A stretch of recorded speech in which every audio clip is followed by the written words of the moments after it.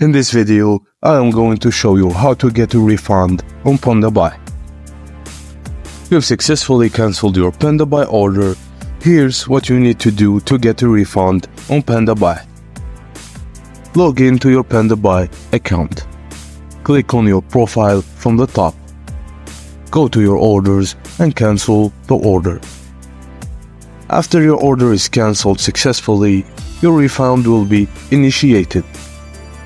Normally, your refund will be sent to your Pandabuy account balance.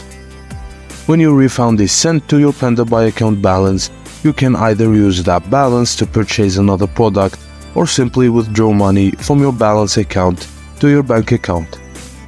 Normally, the refund can be sent to the Pandabuy balance account and you will withdraw the money from Pandabuy balance account to your original account. If you need more help or for any kind of help related to Pandabuy order or account, you can visit Pandabuy Help Center and get solutions to your issues.